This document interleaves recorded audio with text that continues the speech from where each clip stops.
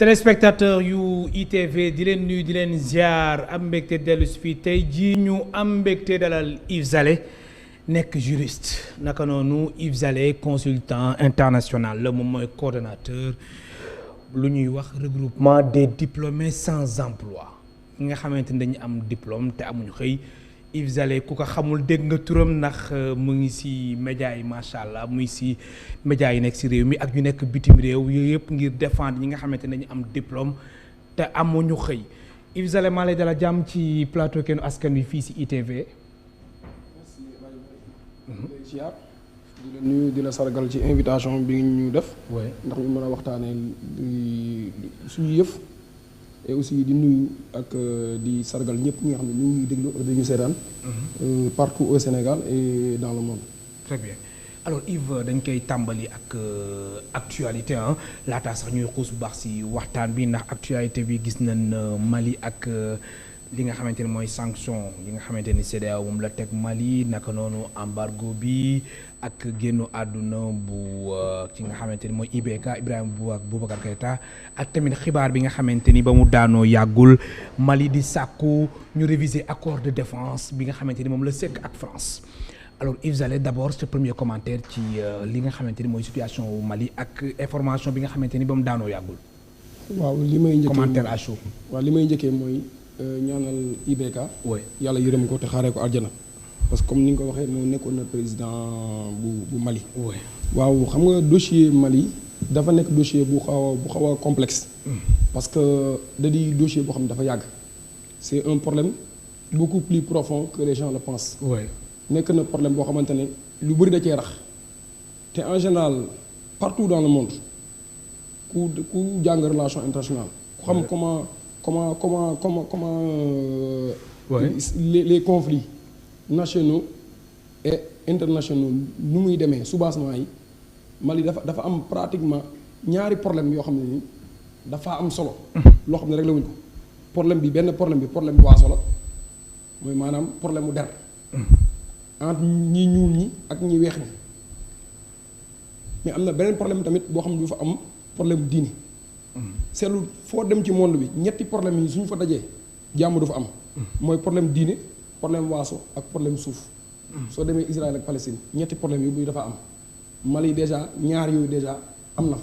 très bien alors gis nañ très rapidement rek Mali ñoom ñu ngi sàkku ñu réviser seen accord de défense ak France yow nga nekk juriste consultant international alors sa lecture bu njëkk lan la. ngir ñu mën a saytuwaat ñoom seen diggante accord de défense ak France. waaw xam nga da di procédure bu assez complexe. parce que mbirum kaaraange dafa compliqué te mbirum état du mbiru man ak yow. nga maa ak yow lépp lu ñu tënk mën nañ vite fait génn ci.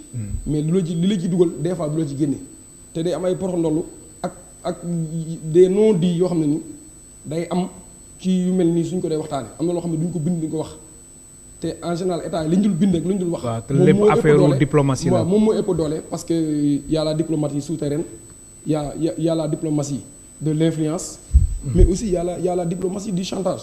donc yooyu yëpp mu nekk ay mbir yoo xamante ni day am des fois simple citoyen bu ko xam peut-être diplomate bi wala négociateur international bi ci nekkoon moom moo koy xam. moom moo koy xam. donc mu doon loo xamante ni am na yu ruqe yoo xam ne peut-être ndi mënuñ ci jot. mais li ci am solo ba des mooy situation Mali suñ ko bëggee analyser dañuy delluwaat ci ginnaaw. ëpp na fukki at ci ginnaaw. man yàlla dogal na ni ba may nekk jeune étudiant ba ñuy attaqué Libye man ànduma ci woon te l'histoire m'a donné raison et a donné raison à beaucoup de gens qui étaient contre. parce que Mali yàgg na am problème mais amutoon yenn ampleur yi. yéen a ngi fàttali ko Paris Dakar da doon jaar Mali. Paris Dakar crise malienne moo tax Paris Dakar amatul. loolu muy déjà un impact négatif sur l'économie de la sous-région. ñu dem ci problème Mali boobu problème Mali bi ba mu amee Libye toj.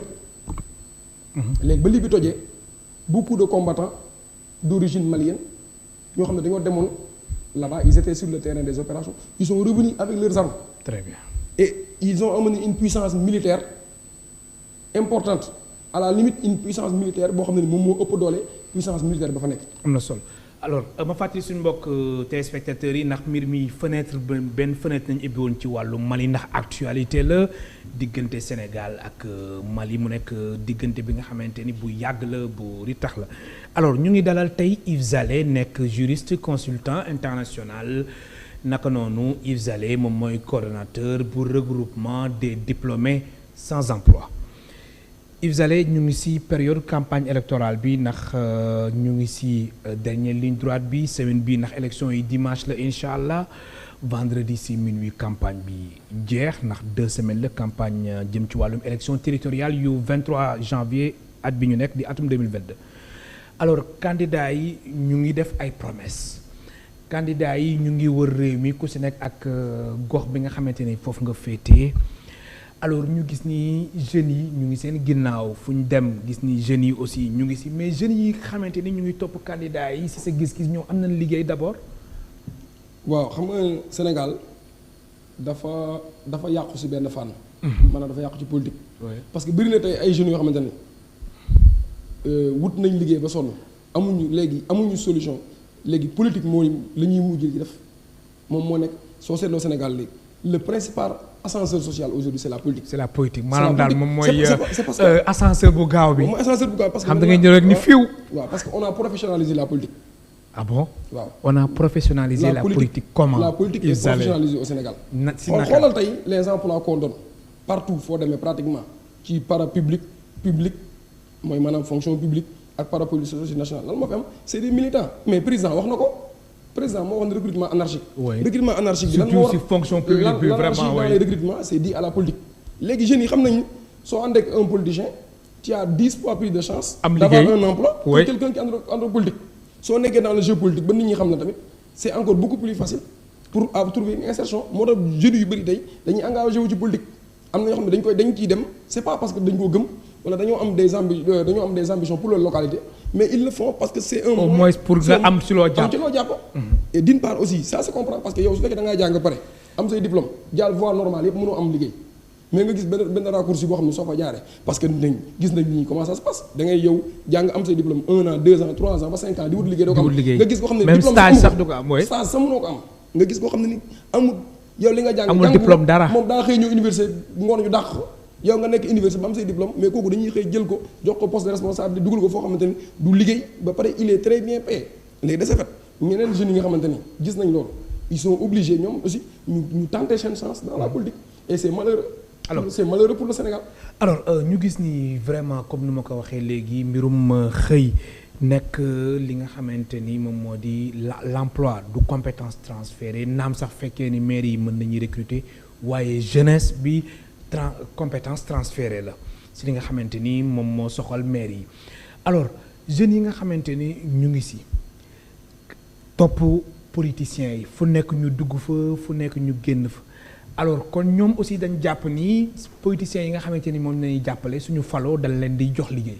waaw xam nga ne évidemment ñu bëri loolu moyen de pour attirer les jeunes lañ. pour attirer les jeunes moyen la benn amason la bu ñuy xëccee jeunes yi mais dafa am benn appel bu may lancer à la jeunesse. oui muy la balaa ma dem fenn.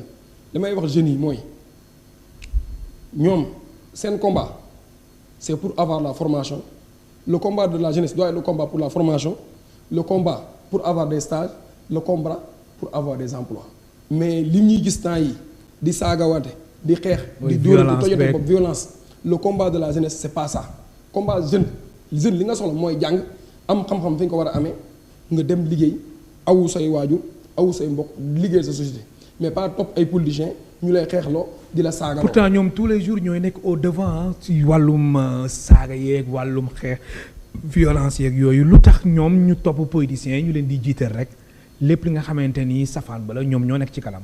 waaw malheureusement beaucoup de jeunes n'ont pas cette conscience là beaucoup de jeunes ñoom xamuñu lan moo waral seen devoir ak seen taxawaay mais tamit nag nekk nañu tamit xam nga nit des fois da ngay sonn nekk di situation financière bu metti boo xam ne tey di nga def loo xam ne peut-être su démb doon tey doo ko def wala su subaay da nga ko naqarul wala di nga ko rus a nettali mais dëkk bi moo metti boo xam ne jeunes yi dañoo désespéré ba amatuñu beneen solution lépp lu ñu gis rek ñun pour ñoom tout ce qui brille c'est de l'or alors que forcément très bien tout ce qui brille n'est pas de l'or. très bien alors Yves Zalé ma fàttali moom mooy tey suñ gan si émission Kennu Askan Wi Yves Zalé nekk juriste consultant international naka noonu Yves Zale moom mooy coordonnateur pour regroupement des diplômés sans emploi Yves Zale gis nga campagne bi commencé na boobu ba tey candidats yi comme ni ma ko waxee sànq ñu ngi wër di wëraat gox-goxaat yi alors li nga xamante ni moom moo di jeunesse bi leen di topp candidats yi est-ce que ba ñu tàmbalee ba léegi ci seen ay programme dégg nga ci loo xamante ne vraiment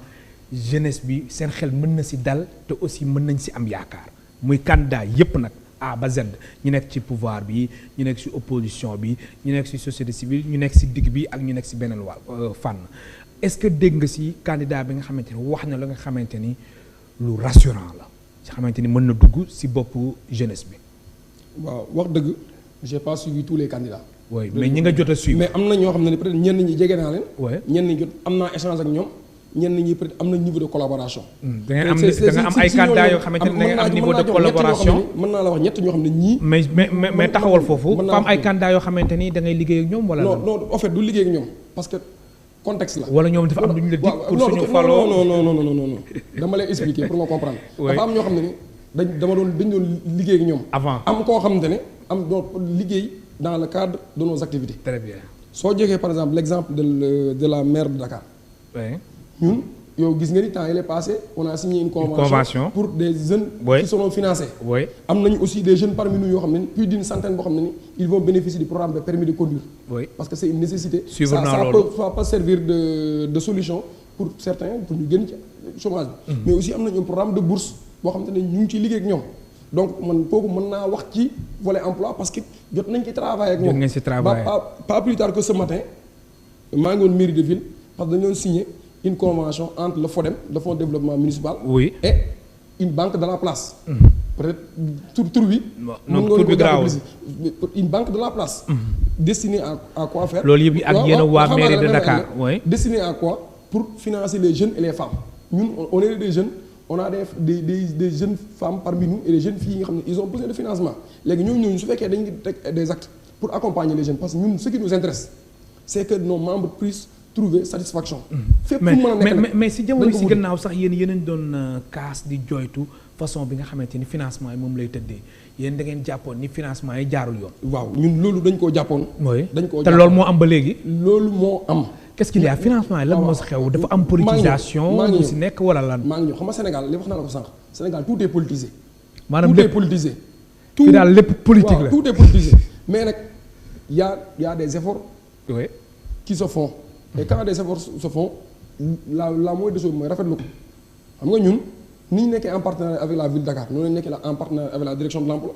Oui. Le directeur de l'emploi aujourd'hui il n'est pas candidat à une mairie mais il fait partie d'une liste qui est candidate.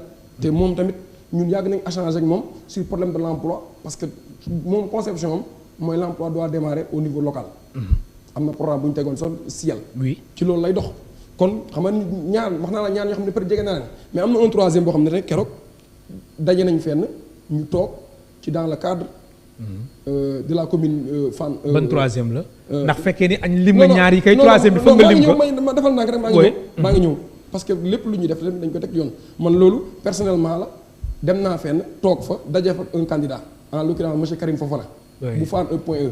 man ba ma fa nekkee ba mu ñëwee dama ko ne monsieur le candidat dites-nous qu'est-ce que vous avez prévu pour aider les jeunes à trouver l'emploi. Fann point amitié waaw man loolu entrepreneur parce que man fu ma mën di demee su ma doxoon ci mbedd mi sax dajeeg nit wala autorité dina la laaj ci emploi parce que man ci emploi lay yëngu. ku ma gis autorité yow kay ku la xool ku la xam-xam ni yow. man ci emploi mbirum diplômé sans emploi yi moo la ñor. Yves Zale ku ma nee candidat présidentiel li ma lay laaj mooy emploi lan mooy sa politique d'emploi ku ma nee candidat législatif ma ne lan mooy sa politique d'emploi ku ma ne candidat mairie dinaa laaj sa politique d'emploi keneen ku ma ci gisaat ci diggante bi loolu même question bi laa koy laaj.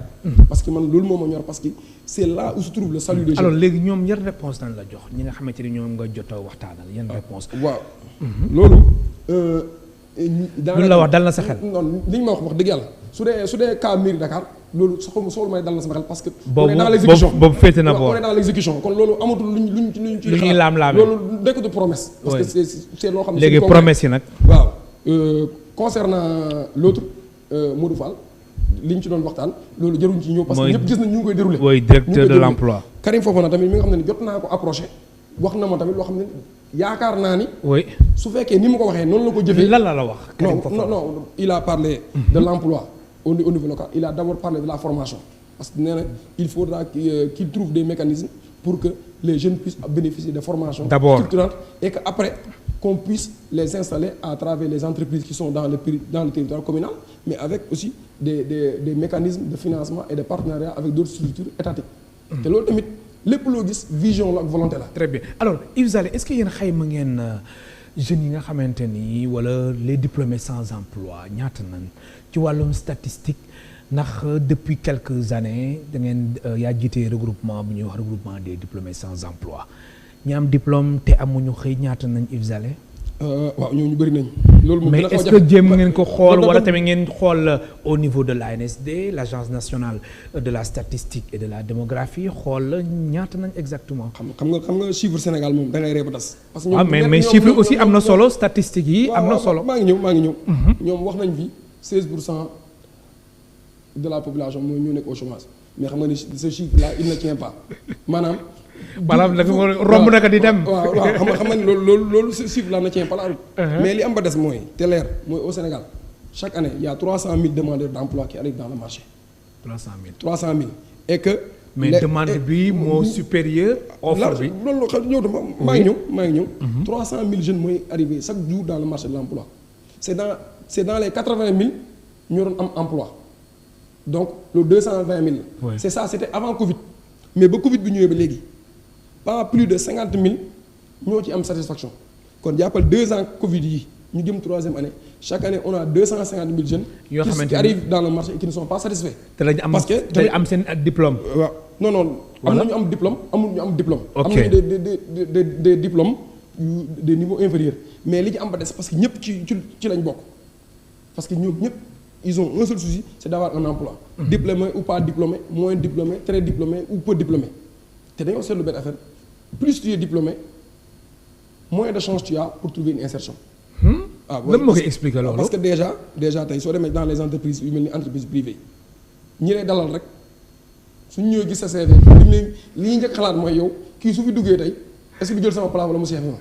su ko defee da nga bëgg wax ne après dossier bi dañ koy teg am na parce que man personnellement dund naa loolu. dund naa loolu yow personnellement. dund naa ko ñëw di déposer fenn ki ne ma. waaw sa diplôme yi bëri yi affaire yu mel noonu. boog yéen diplôme nga am Yves Zale. non loolu c'est important non c'est pas important. non c'est je suis juriste. oui te tout juriste a un master en droit. très bien Yves Zale dafa am solo xam nga waxtaan bi am solo aussi ñiy seetaan ñiy invité aussi ñu xam profil bi ñuy invité kan la c'est important loolu macha allah fekkee ni da nga dajale ay diplôme loolu dañ la si encouragé te loolu am na solo macha allah alors nga nekk juriste nekk consultant international. nga joxe exemple ci sa cas nga ni dafa am foo xam da nga fa demoon di déposer alors CV bi lan moo ci nekk ba yow ba nga déposer ñoom ñu jaaxle lan moo ci nekk. xam nga gars yi suñu gisee master 2 en tel. wala ay master 2 en tel. affaire yi maanaam master yi dafa ragale woon. non xam nga. c'est malheureux parce que lu tax. Sénégal da ngay gis nit ku jàng 20 ans dans les bancs.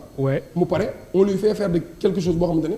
il n'avait pas besoin de perdre 20 ans à l'école. xam nga man tey su ma jàngee pendant 20 ans ma ñëw ñu ne ma léegi demal jaay café Touba ma fi sës jaay ko café Touba lu baax la de. mais man tey su ma ñëwee di jaay café Touba échec la xamul tax.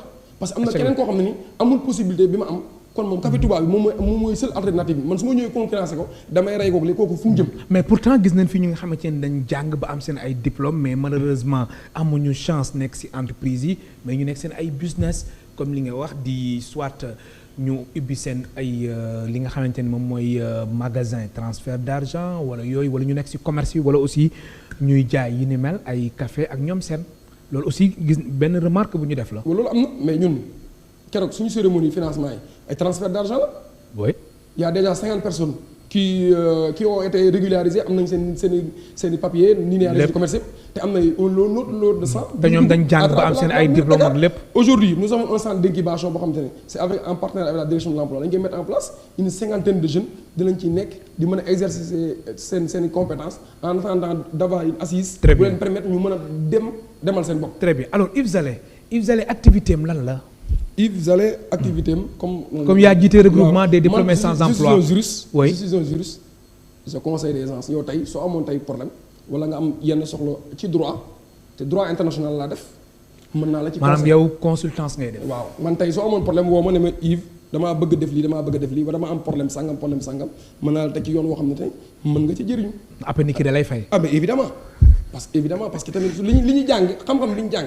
certes état accompagné wuñu pour ñu mën ko mettre en exergue joxuñu liggéey. joxuñu financement bu tax waaw mais est-ce que aussi lépp dañ nga bëgg wekk ci état aussi est-ce que lépp Yves Zale ku am diplôme rek ni état. waaw est-ce que loolu doon sotti état est-ce que état quand même warul mënul recruter ñëpp loolu xam nga ko. secteur privé bi aussi mu ngi fii. waaw alaaji dëgg li may wax ni yow xam nga ko sax. waaw alaaji li ngay wax nii man maa la ko gën a xam. très bien xam nga ko oui. état moom mooy définir politique d'emploi. état mooy accompagner secteur privé. oui moom doole.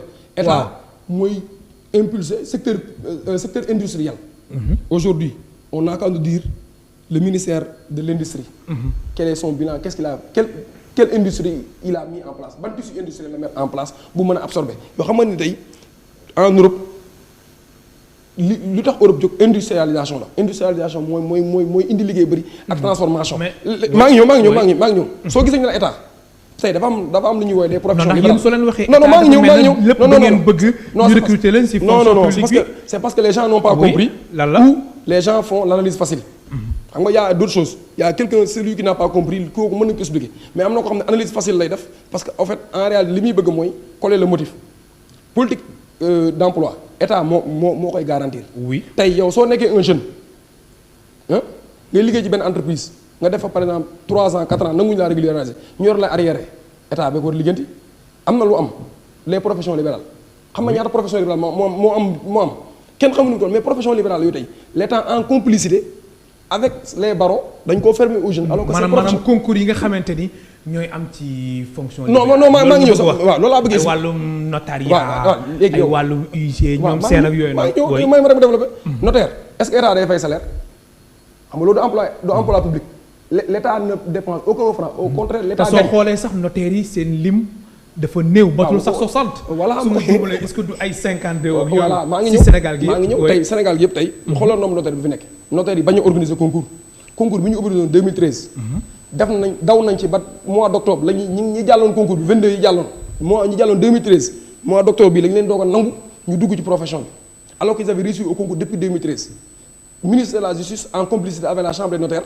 il ferme la profession tey concours notaire boobu léegi mënuñu ko organiser. fu ñu ko teg maa ngi ñëw au même moment chaque année nga gis ay lu ëpp 400 yi nga xamante ni. diplômé à la fac de droit. diplôme non fac droit kese. très bien waxuma la UGB waxuma la Assane Seck. waxuma la privé bi yeneen waxuma la école de formation waxuma la dara. kon jàppal ni presque lu jege 1000 diplômés en droit day am chaque année. ñu jógee ci notaire ñu dem ci huissier encore c'est la même chose. huissiers yi motuñu sax 50 huissiers pour tout le Sénégal nanguñu organiser concours c'est une profession libérale boo xam ne tey ça crée de la plus-value. mais lu tax nanguñu organiser mais parce que y a des barons nit ñi fa nekk barons yi yor nekk ci profession bi ñoom ñoo ko fermer aux jeunes bëggu jeunes yi dugg par il veut pas concurrencer. am na benn avocat bu doon tooñ naan les avocats ils protègent leur ceebu jën parce que bëgguñu loxo yi bëri ci suñu loxo yi bëri rek xam nga ni gone yi seen loxo daa gaaw. te mu ndawal li dem ñoom mais quand même ñoom aussi dañu war a xajal xale yi jeunes yi ñu mën a dugg aussi si métier bi soo xoolee bu baax huissier yu doyuñu fii si réew mi. pharmacien notaire yi aussi doyuñu. expert doyuñu. médecin expert comptable ñoom ñëpp. oui. mais loolu toutes ces professions libérales la ñooñu ba mooy def lu leen ne état di leen seetaan léegi loo bëgg ñu def ko entre deux citoyens suñu amee problème. kan mooy àtte dama lay laaj. c'est pas l'état qui joue le rôle d'arbitre. maintenant fekk arbitre dafa far benn côté léegi nu ñuy def waxuñu ban solution lay am moo tax boo yi bëri léegi ñu songu géej gi. di dem.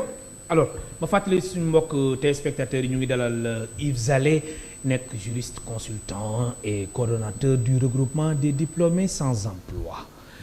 Yves Zale ñu àddu jëm ci wàllum fonction publique gis nañ président Macky Sall fan yi mu ñaawlu bu baax a baax recrutement yi nga xamante ne ay recrutement yaama neex. yi nga xamante ni moo am ci fonction publique dafa am aussi beneen constat bi nga xamante ni ñëpp xam nañ ko ñëpp seetlu nañ ko maanaam fonction publique yi nga xamante ni wala ku nekk da nga fay ñenn ñi dañ fay am quota ñun kilifa yi naka noonu aussi am na ñoo xamante ni suñu leen falee ñu nekk directeur général dañuy ñëw xëcc mbaboor bu bëri ñu recruter leen foofu su ko defee masse salariale bi mën na dem ba jéggi dayoo même sax directeur général bi su fa jugee keneen ku fay remplacer mën nga nekk si ay jafe-jafe loolu seetlu nañ ko si yenn entreprise yi bu si mujj rek mooy diggante bi nga xamante ni moom moo am sa SAPCO version yi bëri na foofu la alors fonction publique recrutement bi foofu dañ ko politiser carrément mën nga confirmer loolu. ah waaw man loolu le 12 avril 2019. def nañ conférence de presse wax ci loolu. ne recrutement yi c'est clientéliste c'est népotique. maam daal yaa ma neex. waaw yaa ma neex ñoom ñëpp xam Salé mi moo ma neex. waaw sama xarit loolu wax nañ ko fi la wax nañ ko fi ñu ne waaw ñu wax seen yooyu tontu mais xam nga président dem na wax. c'est parce que président il a des rapports. effectivement il a des rapports qui lui confirment qu'il y a un recrutement anarchique parce que les gens xam nga le pire. dañuy jël les gens xam ne ils n'ont aucun rapport avec le métier ou la profession. xam nga tey suñu doon jël ñoo xamante ne am nañ xam-xam sax wala remplir nañ critère na tane mais dañuy jël liggéey boo xam ne yow xamoo dara ci liggéey. cas yooyu bëri na si. mais du xaaj du jeex fonction publique. appelé ñoom nag fee nekk lan lañuy liggéey ñooñu. recrutement fonction publique wala chaque mois dañ leen di fay. waaw lan moo am fonction publique ministre moo fa nekk jël fonction publique di ko def colocisation ku dëkk foofu mu jël militant bi doon ñu def ay quota ku nekk jot sa wàll pàccoo la mais pàccoo boobu moo indi li ñu nekk te le pire dans tout ça non seulement les gens ils n'ont pas le profit mais ils ne travaillent même pas. ñu ngi wër di politique fu di taxawaalo tey bëri na tey service administratif yoo xam ne tey soo fa demee soo fa amee soxla sa soxla du faju parce que ña fa war a nekk di nekkuñ fa dem nañ politique yi parce que pourquoi li ma doon wax sànq c'est la politisation de tout boobu moo indi lii moo indi recrutement politisation clientélisme politique loolu wax nañ ko fi waxati ko dama ko wax a wax ba mujj dama ko taay man waxi fonction bi dama ko taay wax ñu ngi woon fii point dañ faa organiser sitting ñoom ñu daw dem toxu dem ville waaw léegi ñoom ñu ngi ville léegi toxu na lu tax yéen fi jëlee loolu nga jàpp léegi moom depuis quelques mois moom fonction publique mu ngi ville quoi dañ faa sitting ne ko ñu ngi ñëwaat mu buwee bagage am daw parce que dafa bëggoon làqatu derrière l'arrêté Ousmane Ngom comme ça su nekkee ville duñu ko mën a ñëw sitting ci li yaakaaram alors Yves Salé soo doon tiré bilan jëm ci wàllum politique bi nga xamante ni moom moo di politique de l'emploi ci réew mi lan ngay wax waaw politique de l'emploi nag def bilan am jafe na xam nga lu tax parce que Sénégal pour nga am des statistiques viables et sûr dafa jafe déjà loolu dafa nekk un handicap mais politique de l'emploi sax doon wax tey y a beaucoup de manquements. Ah bon mais nag y a de bonnes choses. yoo xamante ne tey suñ ko perfectionné. de bonnes choses. y a de bonnes choses comme lan. xam nga tey mois de novembre daaw xam nga mois de novembre daaw. ci la Barça bi ñu naan ay 500 morts 400 morts. président bi mu génnee la ban mesure la jël. yaa ngi koy fàttali ban mesure la jël fàtte nga ko. mooy conseil national pour l'emploi et l'insertion des loolu da nga ciy dégg dara.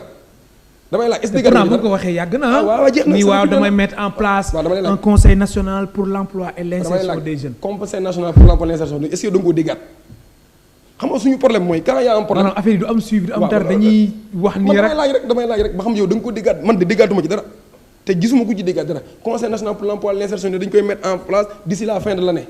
loolu 2020 la woon 2021 ñëw na ba 2022 ñëw waxaatuñ ci donc loolu yooyu ay te pourtant conseil boobu nekkoon na tey lu baax parce que tey da doon permettre jeunes yi ñu mën a toog am un cadre d'expression du doon regroupement diplômé sans. mais est-ce que jàpp nga ni loolu solution la tamit. conseil national pour l'emploi et l'insertion des jeunes. participer à la solution parce que lu tax su fekkee composition baax na on a mis là-bas les gens qui doivent être là-bas. ñu waxtaanee problème comme tey du doon regroupement des diplômés sans mais da am yeneen structure yoo xam ne day concerner les jeunes. parce qu'il y a beaucoup de jeunes et beaucoup de profils qui s'activent dans beaucoup de secteurs ñooñu tey cadre d'expression la war a doon ñuy waxtaanee pour remonter l'information autorité bi da am information yu baax yi di xam proposition yu baax parce que jeunes yi soo leen bëggee dimbale da nga leen di déglu mais mënoo bëgg dimbale nit ki te dégloo ko xamoo lu mu bëgg xamoo lu mu bañ xamoo lu mu xalaat ak lu muy waaj loolu c'est un problème léegi leneen li ci rafet tamit mooy convention état employeur bi tey c'est une bonne chose parce que passé nañu de 1 milliard à 15 milliards loolu dañ koy rafetlu c'est une bonne chose mais leneen tamit amaat na événement mars yi président waxoon na financement 150 milliards par an ana 150 milliards mu ni fii rek 300 at bu nekk 150 milliards damay laaj ren ji 150 milliards beneen at bi 150 milliards beneen at bi 150 milliards waaw léegi yow loolu loo ci déggaat est-ce que c'est effectif ak même recrutement 65 000 emplois yu ñu waxoon yi nga xamante ni dañuy dem ci ay domaines yu bëri mais quand même ministre de l'emploi muy Dame Diop moom rassuré woon na Sénégalais que ni mbir mi mu ngi avancé ñu ngi enrôler ñu bëri. waaw am na des efforts qui ont été faits dans ce sens. des efforts qui ont été faits. mais ça ne suffit pas parce que am na lu des li des nag moo dañ ko war a àggale fonction publique annoncé nañu recrutement depuis 2018 5415 fonctionnaires dañu wax ni ñu recruter ñu def recrutement yaa ma neex ñu yuuxu leen coow lu jóg ñu xaw ko arrêté te actuellement ba léegi nii dañuy def recrutement en catimini maanaam dañuy xëy rek coppati dugal. maanaam dañuy xëy coppati dugal lañ fi nekkee léegi su liste bi génnee. maanaam daal maanaam dañuy dañuy recruter ci suuf. waaw recrutement ci suuf bi la ñuy wax ne ministre de la fonction publique loolu ñu yëg nañ ko na ko ba. ah bon ay toppale la yow da nga si am ay preuve. waaw yow ma ne wi ma recrutement ci suuf du jeex nag chaque jour nga toog ak nit wala nit ñëw ne la.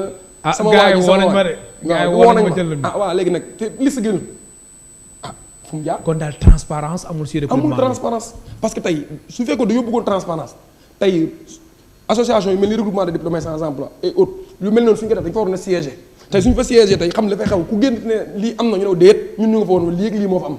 mais duñ ko def parce que am nañ njuuj njaaj ils ont des choses à cacher c'est pour cela qu'ils ne veulent pas que les jeunes soient impliqués. très bien pour xam. alors Yves Zale ñu ngi si jamonoy campagne électorale élection locale yi dimanche incha allah lay doon.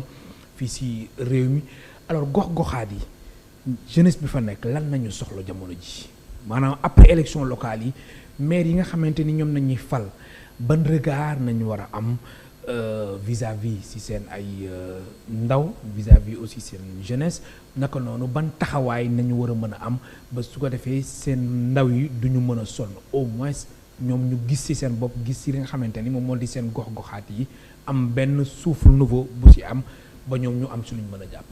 waaw xam nga déjà le premier problème da ngay xool budget des collectivités locales.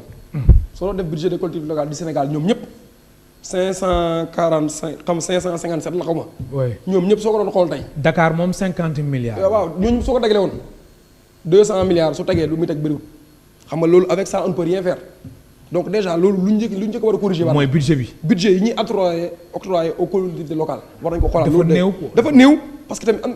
tout est question de moyen. c'est vrai ndax gis nañ même Dakar gis nañ benn candidat comme si période campagne nañu nekk jarul may wax turam benn candidat nee na moom suñ ko falee budget 50 milliards bu ville de Dakar dina ko yóbbu ba 100 milliards si xaalisu CFA.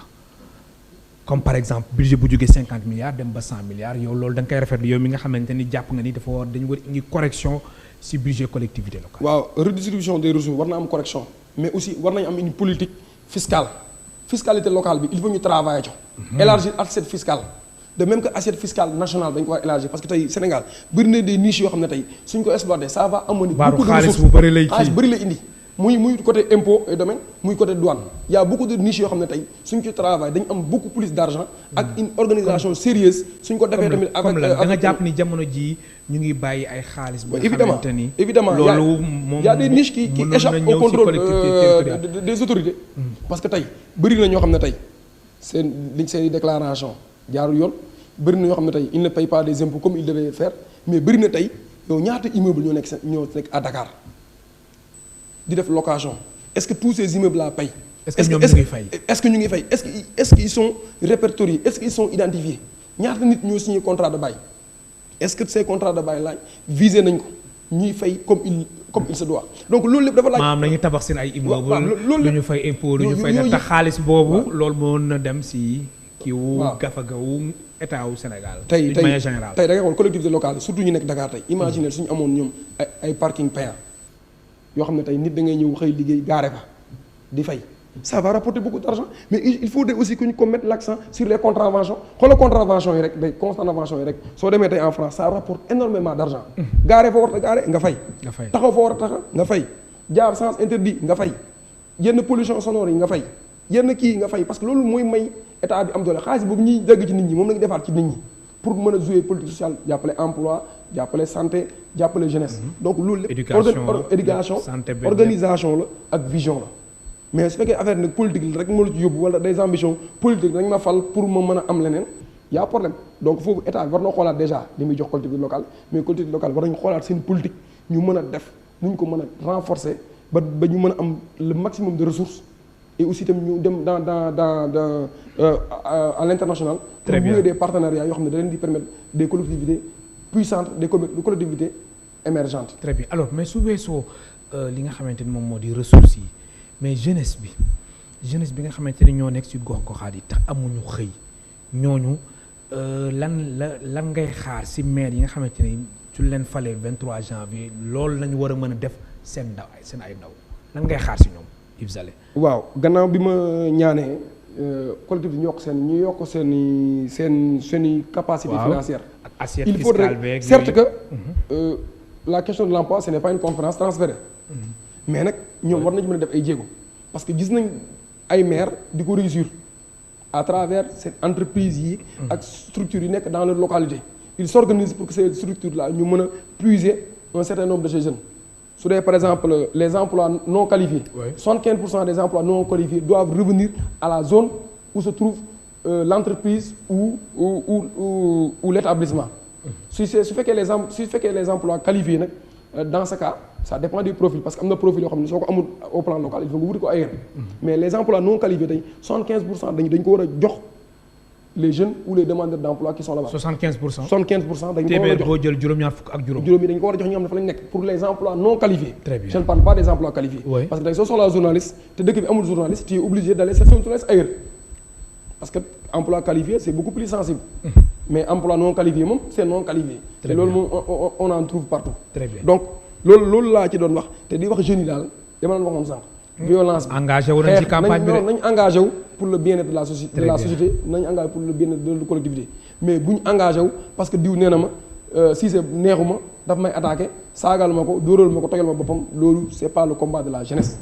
alors jeunes yi liñ jublu ci jàng am xam-xam mën a liggéey aw seen waajur. très bien foofu mooy. alors jamono ji nga xamante ni moom nañ nekk ci période de campagne électorale Yves Zalé jeunesse yi nga xamante ne ñooy topp candidat yi da nga jàpp ni ñu ci bëri ci ñoom dafa am ay wecc ñu leen di jox moo tax wala.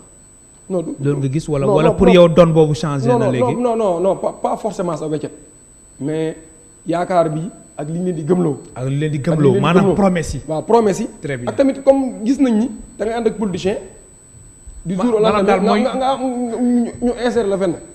maanaam yoon bi daal dafa gaaw. ñi ko doon bañ ba léegi insérer wuñu leen mais ñu ko nangu ñu ngi leen di insérer su yàggee tamit nii da ngay xalaat ni est-ce que man mii duma wut benn politicien ma ànd ak moom man tamit parce que sonn naa de. kat yow bi waaw. ah bon waaw. kon yow su yàggee tuuti da ngay ànd ak politicien. yàggee est-ce que def noonu sax man. mais léegi nan ngay def dans ce cas regroupement bi nga jiite di regroupement des diplômés sans emploi. non damay sànni xeer rek. damay sànni xeer mais loolu tey. hypothèse la parce que tey beaucoup de jeunes sont confrontés à cette am na ñu bëri ñoo xam tey mosuñu affaire politique mosu leen intéressé peut-être ñu ngi woon dans les associations et autres mais dañuy toog nit ñoo xam ne nii peut-être ñoom liñ mën ak la ñu àgg ñooñu àgguñu fa. yenn structures yi gis ko nga demal assemblée nationale ñaata retraité moo xam. mais demal assemblée nationale nga vérifié ñaata retraité moo xam. non même sax su weesoo assemblée nationale fii yàgg nañ fi coow yenn directeur général yi nga xamante ne ñu ngi fii retraité bu yàgg mais teewul. ñu ngi tamit di maintenir seen poste. mais loolu mooy problème bi. ak ñoo xam ne te dañuy am fii liggéey am fay liggéey di jot ñaari yow. di def ay cumul waaw yow yaa ngi am ñaar kay te kii amagul benn. doo jël benn mais des fois sax nga gis ko am ñett ba ñeent. voilà mais loolu mooy problème bi. équité justice sociale la justice sociale passe par le travail. et la dignité humaine aussi passe par le travail. si l'homme n'a pas un travail si l'homme ne peut pas subvenir à ses besoins. Cet homme a tendance à perdre sa dignité. Et quand l'homme perd sa dignité, il perd tout espoir. Et quand il perd tout espoir, il devient dangereux. Mais pourtant nguur gi daf mel ne équité sociale ñor na ko de président Macky Sall su demee ba amal département ministériel bu tudd ministère du développement communautaire de l'équité sociale et territoriale loolu dafay wane ni sa gis-gis mbirum équité sociale loolu lu ko ñor la wala sur le terrain yéen gisoo leen loolu. waaw équité sociale théoriquement. waaw loolu moom am na moom. équité sociale théoriquement am na. mais dans les faits dans la concrétisation loolu amul parce que nit ñi gisuñu ko. te tamit nag am na loo xam ne nii moom mënut a nëbbu lu jëfu waxu. te lu nit gis ne ma ngoog mais loo gisut di ko dégg donc ñun on se fie pas sur ce qui se dit. nous on se fie sur ce qui se fait. très bien alors Yves Zalé daanaka lu ñuy cëraloon ci waxtu jeex na seen mbirum convention yi ndax gis nañ ni fan yi seen regroupement bi yéen a ngi amal ay. convention ay partenariat yooyu yëpp ngir ñi nga xamante ni dañu am diplôme te amuñu xëy mbir mi ñoom ñu mën a jàpp ni ci ñoom alors prochaine étape bi lan la jëm ci wàllum convention yi perspective yi lan la. waaw li ma ci mën a wax daal mooy ñun daal ñu ngi jéem suñu bunt tëjaluñ ko kenn te autorité yi amul fi kaw ku nekk bind nañ la jéem nañu wax ak yow bàyyiwuñ benn autorité mooy autorité étatique gouvernementale ak décentralisée maanaam ñu nekk ci mairie yi. ñun képp foo xam ne yaakaar nañ ni mën nañ fa dem même su dee benn liggéey la ñu fa mën a jëlee wala benn stage wala benn formation pour un jeune danañ fa dem. donc sur ce ñu ngi ci ñuy góorgóorlu.